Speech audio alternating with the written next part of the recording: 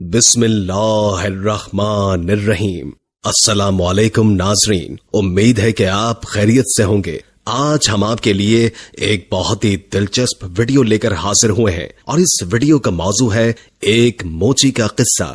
برگد کے گھنے درخت کے نیچے بیٹھ کر ایک موچی اپنا کام کیا کرتا تھا۔ پھٹے پرانے بستے سیتا اور جوتے مرمت کرتا، پھر اسے جا کر کہیں اتنے پیسے ملتے کہ وہ اپنا اور اپنے بچوں کا پیٹ بھر سکتا تھا۔ موچی غریب تھا پر دل کا بہت سادہ اور امیر تھا۔ وہ اپنے ساتھ صبح ایک روٹی لے کر آتا اور دوپہر میں وہی روٹی پانی کے ساتھ کھا کر اللہ تعالیٰ کا شکر ادا کرتا۔ روٹی کا ٹکڑا لے کر وہ اس کے چھوٹے چھوٹے ٹکڑے کر کے چڑیوں کو ڈال دیا کرتا۔ چڑیاں درختوں کے پاس اس کے پاس آ کر چوں چوں کرتے ہوئے روٹی کے وہ ٹکڑے کھاتی اور پھر اڑ جاتی۔ کھانا کھا کر اور چڑیوں کو کھلا کر وہ تھوڑی دیر کے لیے برگد کے نیچے آرام کیا کرتا تھا اور نماز پڑھ کر پھر سے کام میں مصروف ہو جاتا تھا۔ ایک دن ایک مسافر موچی کے پاس اپنا قیمتی جوتا مرمت کروانے آیا۔ وہ دیکھنے میں کوئی نیک آدمی لگتا تھا۔ اس نے سفید کپڑے پہن رکھے تھے، سر پر سفید ٹوپی اور ہاتھ میں تسبیح بھی تھی۔ اس وقت موچی کھانا کھا کر ٹکڑے چڑیوں کو ڈال رہا تھا۔ مسافر نے دیکھا کہ روکھی سوکھی روٹی میں بھی مسافر نے ایک ٹکڑا چڑیوں کے لیے بچایا ہے اور پھر ہاتھ اٹھا کر اللہ تعالیٰ کا شکر بھی ادا کیا ہے۔ مسافر نے اس سے کہا، کیوں میاں، تم سوکھی روٹی کھا کر بھی اللہ کا شکر ادا کر رہے ہو، جبکہ اس دنیا میں کتنے ایسے لوگ ہیں جو اچھے اچھے کھانے اور پھل کھا کر بھی اللہ کا شکر ادا نہیں کرتے، آخر بات کیا ہے؟ موچی نے کہا، میں کسی سے کم نہیں ہوں۔ اللہ تعالیٰ نے مجھے سب سے بڑی دولت صحت عطا کی ہے۔ صحت نہ ہو تو انسان سب کچھ ہوتے ہوئے بھی کچھ نہیں کھا سکتا۔ میرے ہاتھ پاؤں سلامت ہیں، کام کر سکتا ہوں اور صبر کی دولت تو میرے پاس ہے ہی، پھر میں اللہ کا شکر کیوں نہ ادا کروں؟ یہ چڑیا میری پڑوسی ہے، ان کا بھی حق ہے۔ میں پڑوسی کا حق ایک نوالے سے ادا کرتا ہوں، اس سے میرا کچھ نہیں بگڑتا، اس سے میرا کوئی نقصان نہیں ہوتا، بلکہ اس کی چوں چوں سے میری ہمت اور بڑھ جاتی ہے۔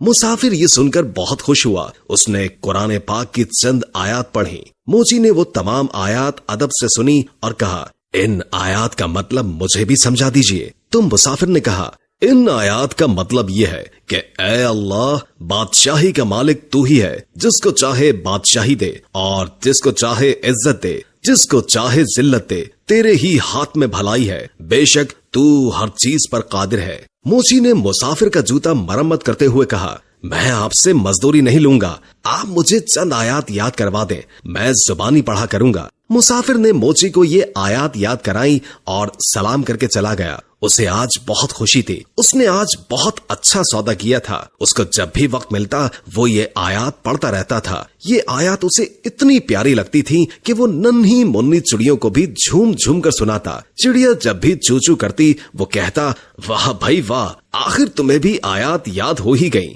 اسی طرح کئی دن گزر گئے اور کافی دن کوئی بھی جوتے مرمت کروانے نہیں آیا۔ موچی کے پاس تھوڑے سے پیسے تھے جن کا وہ آٹا لے کر آ گیا۔ کچھ دن کے لیے تو کھانے کا انتظام ہو گیا، لیکن اس کے پاس کام ابھی تک نہیں آیا تھا۔ آٹا بھی ختم ہو چکا تھا۔ چڑیا بھی روٹی کا انتظار کرتے ہوئے چلی گئی تھی۔ موچی نے کئی دفعہ اٹھ کر پانی پیا، اسے بھوک لگ رہی تھی، ساتھ میں اسے اپنے بیوی اور بچوں کی بھی فکر تھی۔ شام کو تھکا ہارا گھر آیا، گھر میں کوئی اناج نہیں تھا، سب لوگ بھوکے پیٹ ہی سو گئے۔ اس عالم میں 2 دن اور گزر گئے، پانی کے سوا ان کے پیٹ میں کچھ بھی نہیں تھا، سب بھوک سے نڈھال ہو گئے تھے۔ گھر میں کوئی ایسی چیز موجود نہیں تھی جسے بیچ کر آٹا یا کھانے کی کوئی چیز لے کر آتے۔ موچی کی بیوی رونے لگی اور بولی، یہ معصوم بچے مر جائیں گے، 4 دن سے ان کے پیٹ میں ایک بھی دانہ نہیں گیا ہے، ان بچوں کا کیا قصور ہے؟ سامنے والے گھر جاؤ، وہاں آج دعوت ہے، باہر دیگیں پک رہی ہیں، تم پڑوسی سے تھوڑا کھانا یا پیسے مانگ کر لاؤ تاکہ ان بچوں کا پیٹ بھر جائے۔